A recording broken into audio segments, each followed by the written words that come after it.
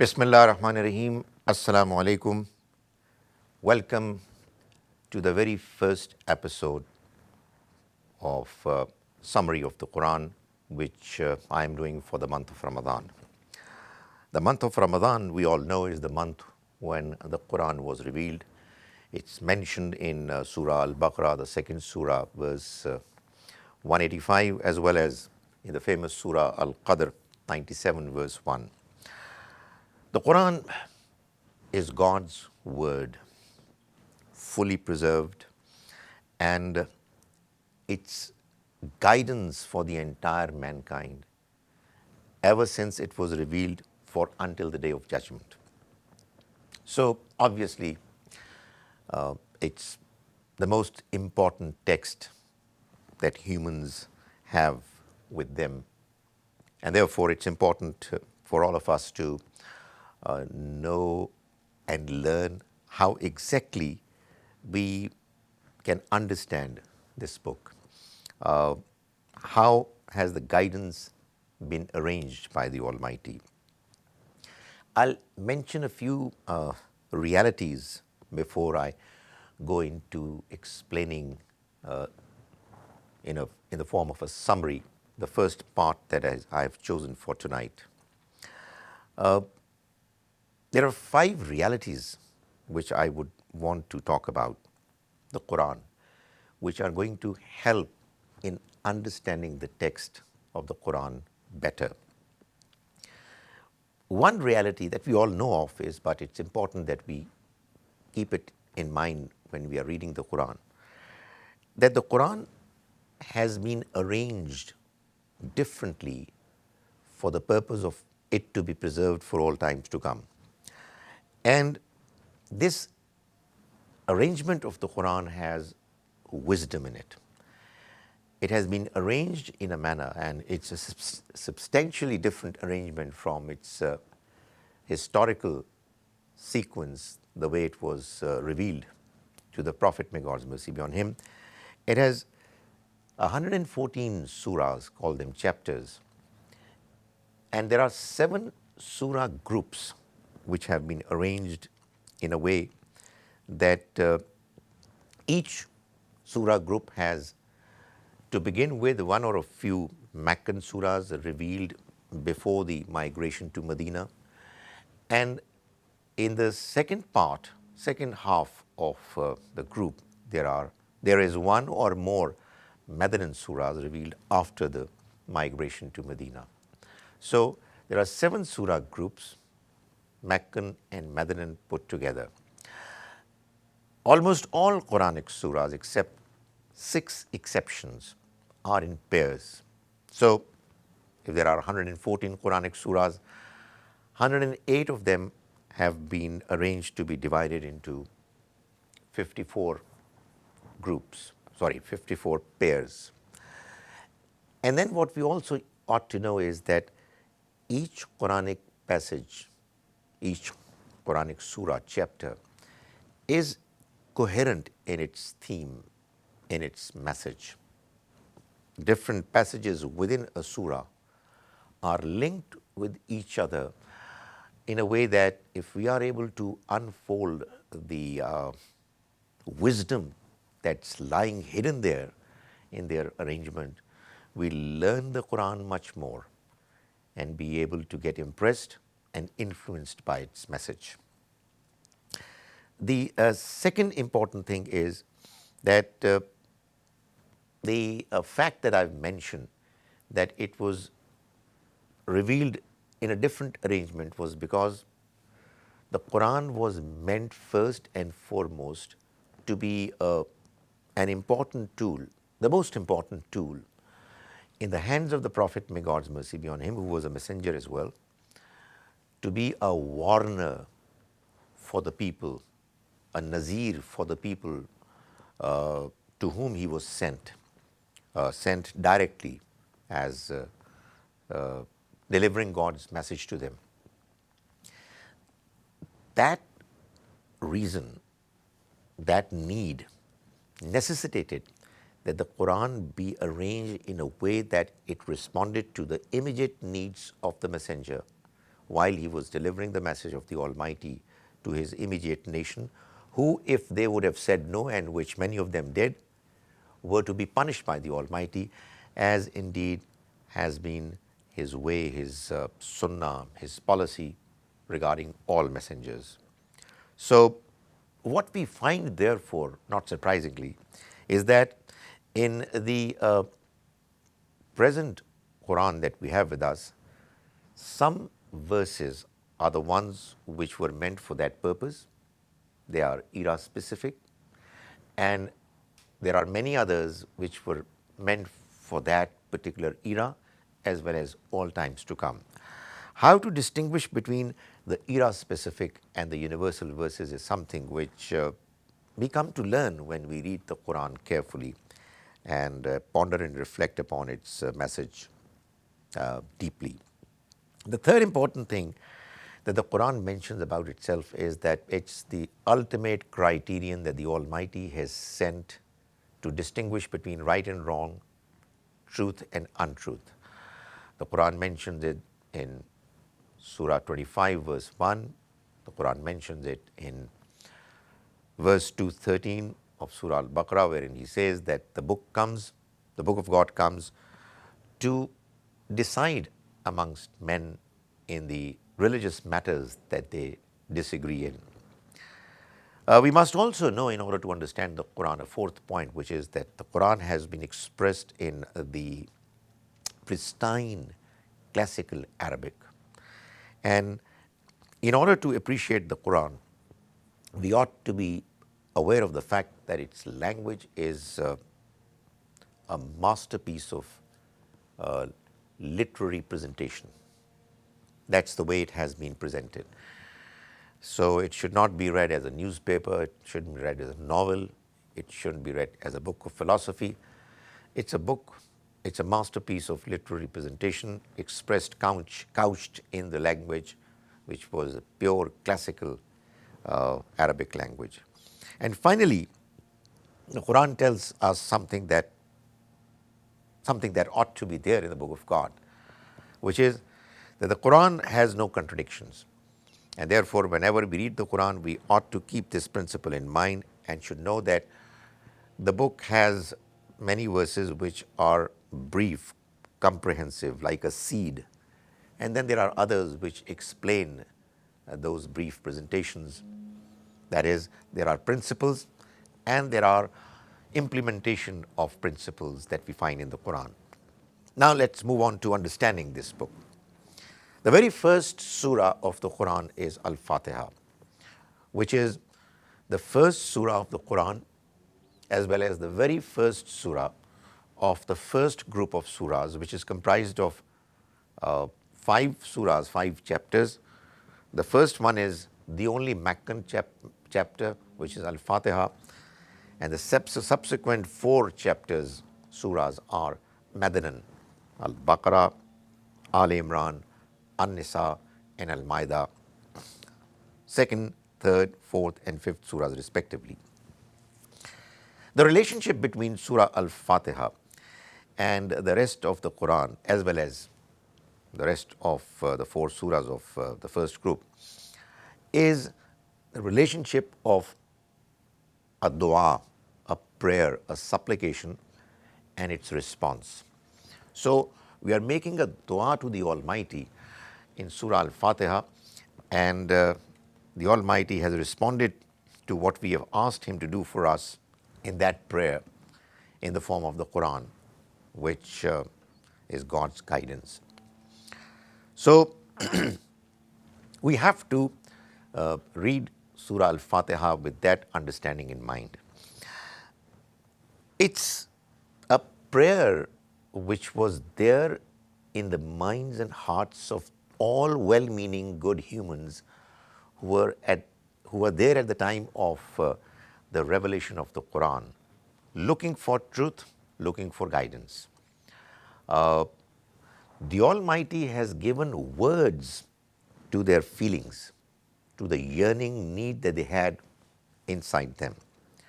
So the words are of the Almighty, but the feelings were the feelings of all good people who were looking for guidance. The surah begins with expressions of gratitude, Alhamdulillahi Rabbil Alameen, because that's the starting point of all religious motivation. If we are inclined towards God's religion, it's because we want to be grateful to Him. We are expressing our gratitude.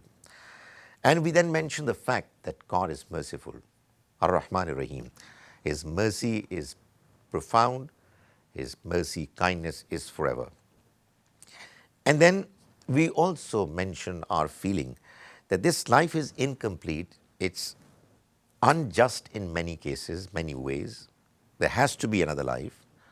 And God is going to be the master of that day, master of the proceedings of that life, Maliki Yawmiddin. It is followed by a commitment that we make to the Almighty that we are going to worship Him and Him alone, Iyaka na'budu. And we are going to seek help, assistance from nobody except Him, because He is the only one worthy, capable of helping us in extraordinary ways.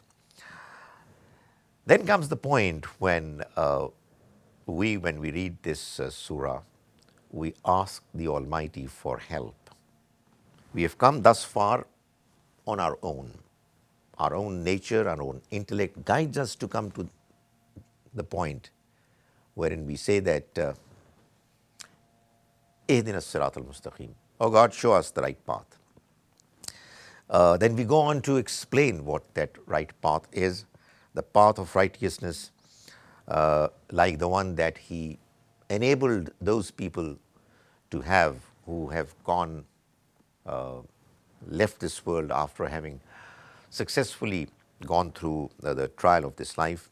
They were the righteous people on whom God's mercy was showered.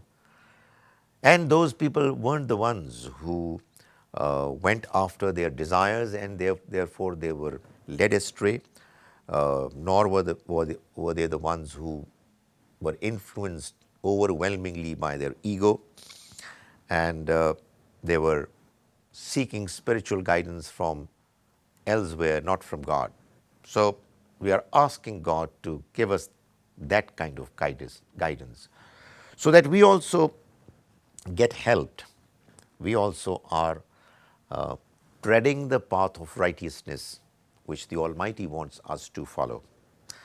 That's Surah Al-Fatiha. It's a compact, it's a complete, even though brief surah. No wonder, therefore, that we have been asked to say this prayer, recite this surah in every rakat unit of our formal prayer. Because even though the Almighty has responded to this prayer by giving us the Quran, we still need to remind ourselves that that's what we are looking for. So whenever we read the Quran, let's not forget that we are actually seeking guidance from the Quran, moral, spiritual guidance, something that all humans need, something that if a person is able to get, he gets what is the very best we can expect to have in life.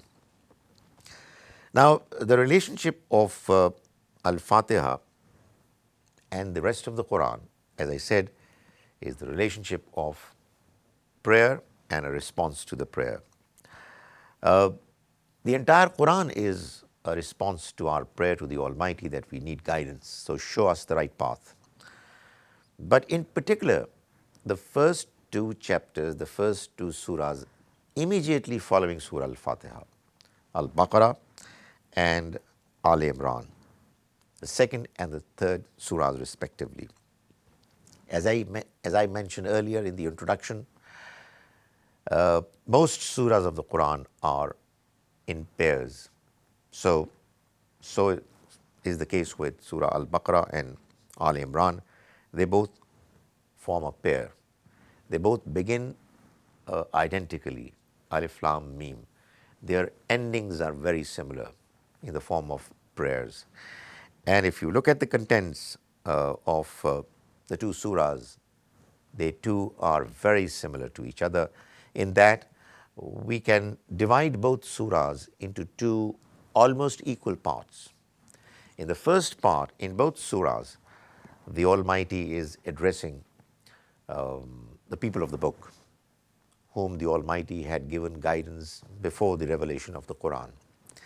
And in the second part of both surahs, we find that the Almighty is addressing the believers who have received the Quran and have believed in it to be guided through the Quran, to follow the path that the Almighty desires from them that they should follow. We will cover in this brief time that is available to me from the first verse till verse 141 of Surah Al-Baqarah, the second surah. The first 39 verses of this surah are a prelude. They are paving the way for the first and the second big chunks of the surah to then be mentioned. I'll mention a few themes that we are going to cover, well, which are covered in this first passage that I'm doing. The surah begins with Alif Lam Mim, which are disjointed letters, huruf muqattat. They are read separately. Each alphabet, each letter is pronounced in a way that they are not put together to form a word that we normally do with letters. They do carry meanings, but what exactly do they mean needs considerable research, which hopefully is something that is going to continue. We do have very clear indications that these letters do have meanings and that their meanings have got a very direct relevance with the surahs that they are a part of, that they begin. I'll talk more about it in subsequent summaries, but right now let me proceed to the first 5 verses of Surah Al-Baqarah, which are essentially telling us that the Quran is the awaited book. The people of the book were waiting for a book from God, and this is the book that the Almighty has revealed for them. And it has already become a book of guidance for those people who are prepared to believe in the unseen world, who are saying their prayers regularly, who are giving in charity from the wealth that the Almighty has given to them. They are the ones who believe in what was revealed by God before this Quran, and they are believing in this Quran as well, in this revelation as well, and they are convinced about the next life. These are the people that the Quran declares are the successful people. So the Quran came as a book of guidance, and almost immediately it caught the attention of good people, and the Quran is describing their features, thereby suggesting that all those individuals who would want to benefit from the Quran will also have to have these features in them. Then we talk about, we see that the Almighty is talking about in verses 6 and 7 the fact that those who are not interested in understanding the message of God will never ever be able to understand it. Their hearts have been sealed because of their lack of interest, because of their overindulgence in their base desires, because of the fact that they've got such inflated egos that they would not accept a message that is coming to them through a human individual like them. So God says that if they are not interested, then He has decided that He's not going to help them in understanding the message of the Quran. Verses 23 and 24 are mentioning the fact that the claim of the Quran that it's from God, it's divine, is something that is born out of its inimitable presentation. You read the Quran with an open mind and you are struck by its brilliance. This is not just talking about people who are living in the present times, it was more particularly true for those who were living at the time when the Quran was being revealed, and they were the people who were masters of their language. They had outstanding poets within their ranks. They had orators, who were critics of the language, who had appreciation and taste of pure classical Arabic language. And all of a sudden, they find that a man who is very well known for his piety, for his moral uprightness, but had no interest practically in poetry, in oratory, or anything that could be described as literary excellence. He comes up at the age of 40 with a message which he claims is from God, and the message is expressed and couched in a language which is sublime, which impresses thoroughly. So the Quran says that if there are people out there who think that it's not from God, then it's an open invitation, a challenge, that they should come up with a book, not a book, but a chapter like a Quranic chapter, as impressive as any of the Quranic chapters. And the Quranic claim to divinity would collapse. But the Quran says that if they are not able to bring it, respond to the challenge, and they will certainly not be able to do it, then they should fear the fire that is going to burn all those people who are knowingly rejecting the truth coming from God. Verses 30 to 33 and thereafter 34 to 39, they are telling us about two important lessons that we need to draw from the happenings of the starting point of human journey. The Quran tells us that when the Almighty declared that He is going to create man, humans, the angels were not convinced, and the Almighty helped them understand that what He has decided to do is fair, is wise, and it makes a lot of sense. The angels thought that this new creature is going to be given freedom to choose to do whatever she would want to. And therefore, what's going to happen is that they're going to misuse this freedom and will cause mischief on earth, and they will kill each other. And the Almighty helped them understand that even though what they're saying is not completely incorrect, yet they don't know the whole story. And if they were to know that this freedom is going to enable some people to become as great in virtue and piety as one could imagine, and that's the reason why he is creating this species for these humans to have freedom and yet to stay away from misusing that freedom. But at this beginning point of human journey, the Almighty is also telling us through the story of Adam and Iblis, the Satan, that before you embark upon the all-important human journey of test and trial, be absolutely clear about the fact that in your process, in your journey, you will have two important challenges to meet, to always face and confront. One of them is going to be the challenge of ego, of arrogance, which is what Satan, Iblis, symbolizes. He refused to bow down to Adam, despite the fact that he knew that the Almighty is asking him to do so, because he thought that he was superior. So the Almighty is telling us that don't do that, or else you will fall into the same trap.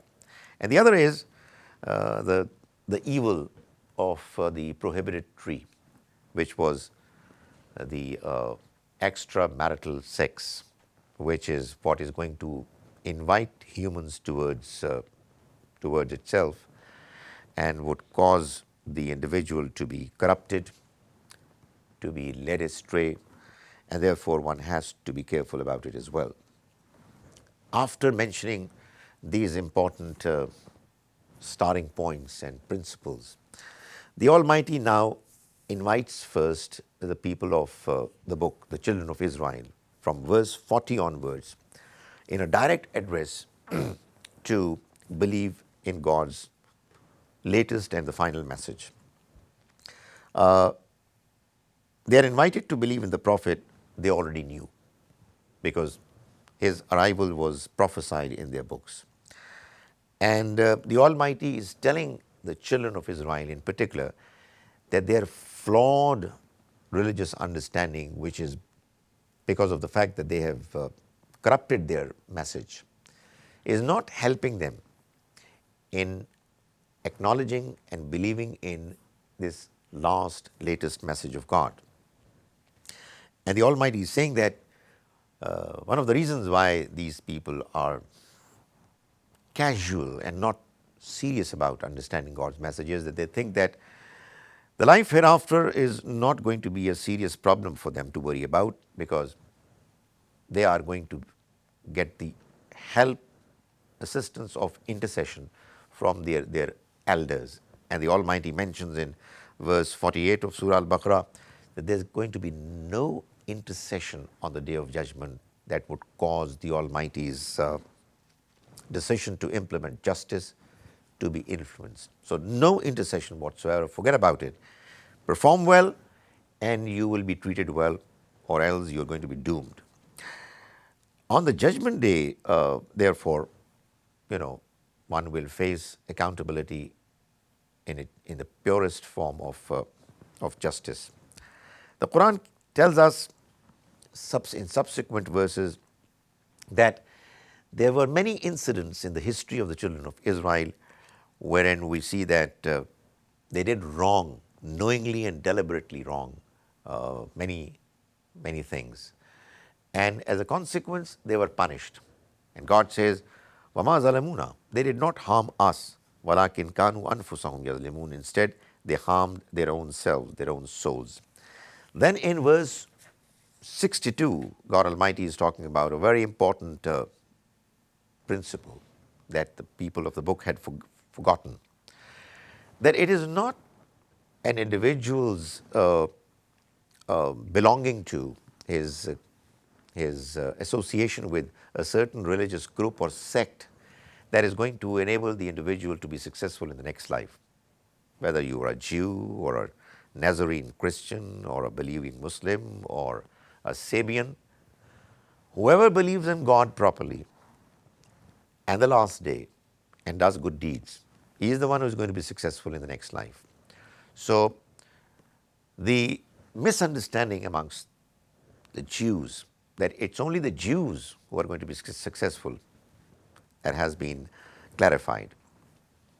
And the Quran tells us that in their history there were some Jews who did not take the message of the Almighty seriously. They were non-serious about it, even while God's great messengers, prophets were there.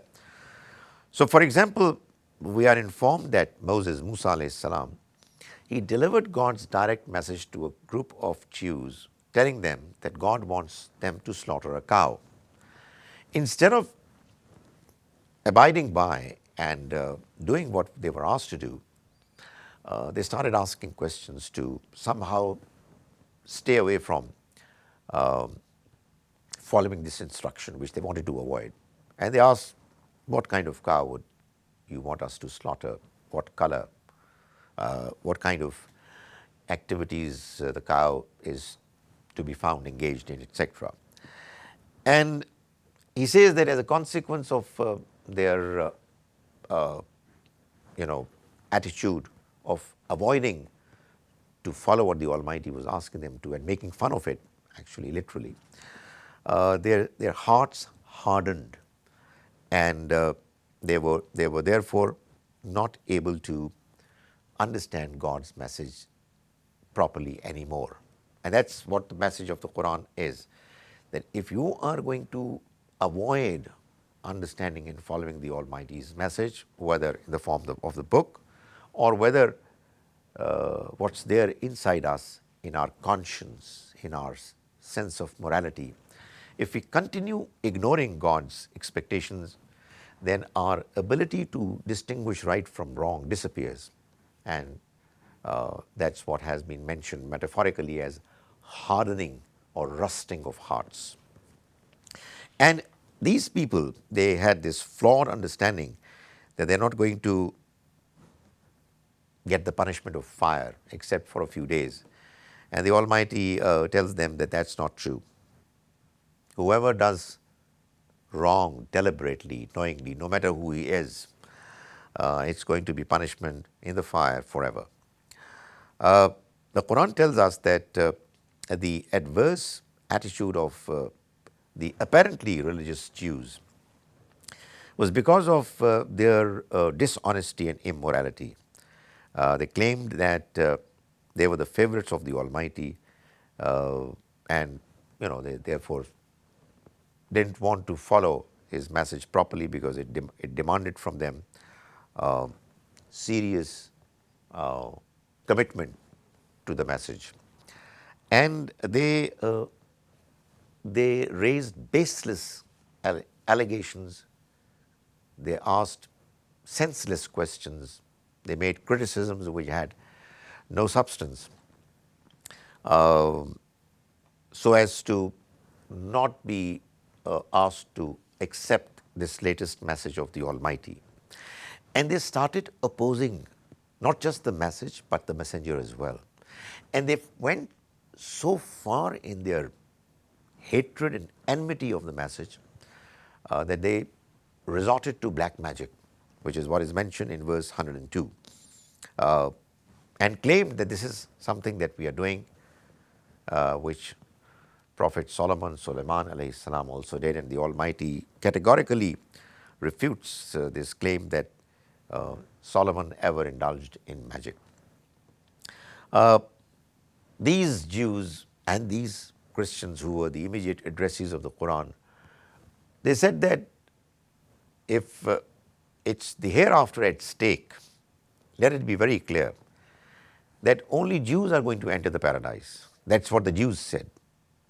And the Christians claim that only Christians are going to enter the paradise. لَن يَدْخُلَ الْجَنَّةَ إِلَّا مَنْ كَانَ هُودًا أَوْ نَصَارَى. That's what they used to say. The Almighty says that that's not true. Any human who is committed to the Almighty and is focused, he is going to have his reward with his Lord, and he will enter the paradise where he'll have no sorrows of the past, no fears of the future.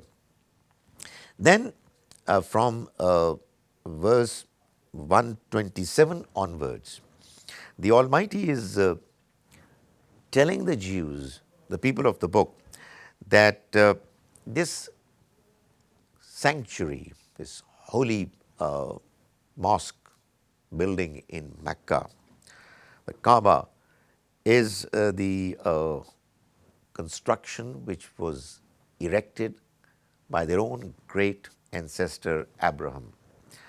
So the Almighty says, وَإِذْ يَرْفَعُ إِبْرَاهِيمُ الْقَوَائِدَ مِنَ الْبَيْتِ وَإِسْمَاعِيلُ.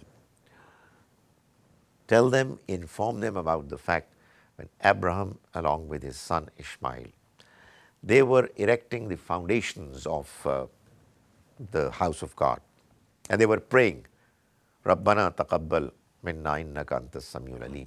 Oh God, accept this contribution from our part.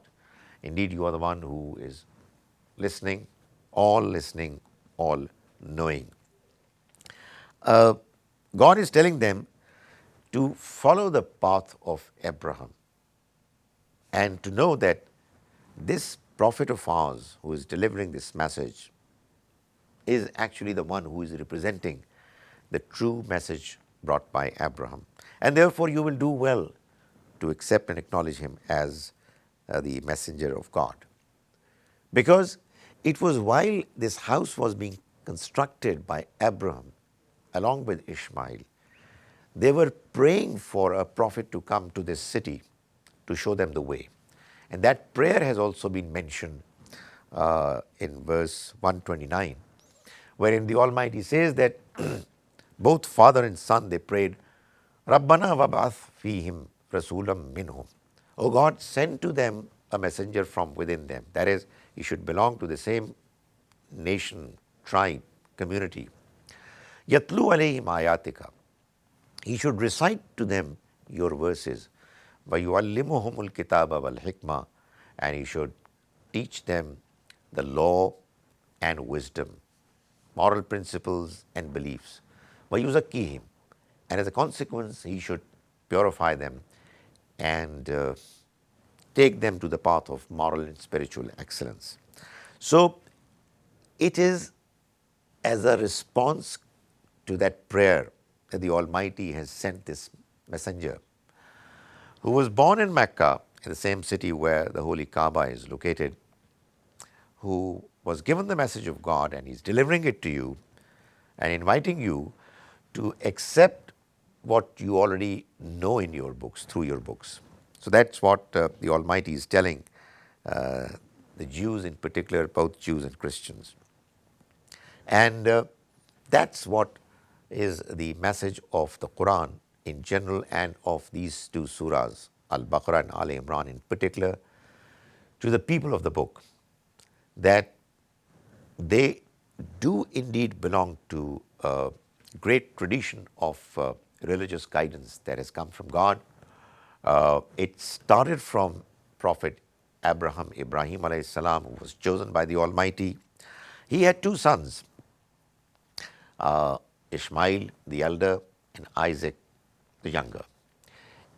And God decided that from now on, guidance for mankind is going to proceed from this family.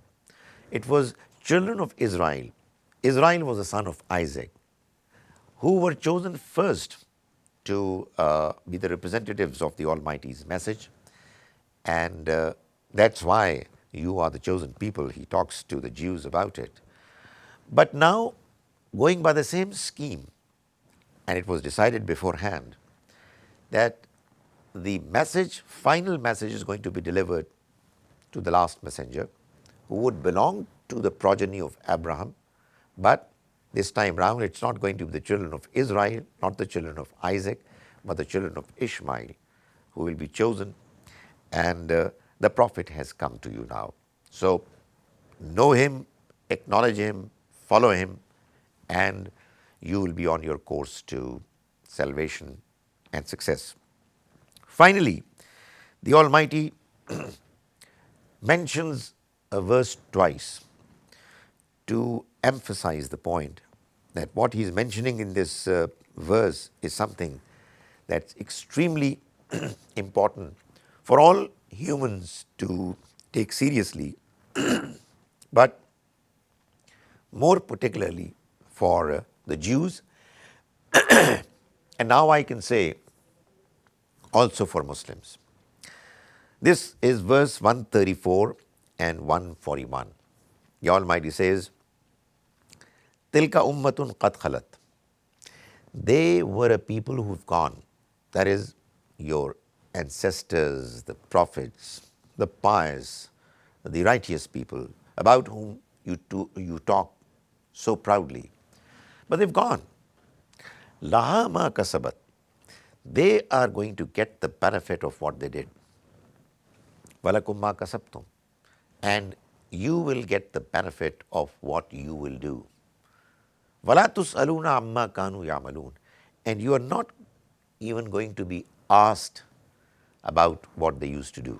That is, your pride in talking about your ancestors, in referring to them, in claiming that you belong to the same tradition, is not going to be enough for you.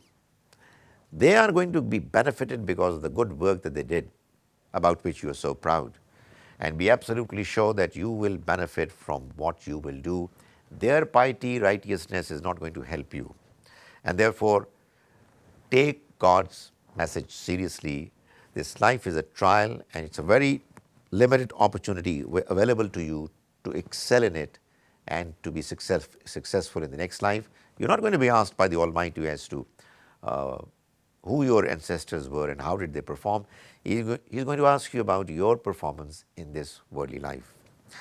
May the Almighty enable us to understand His message properly, and may He enable us to follow it as best as we can in this life of trial.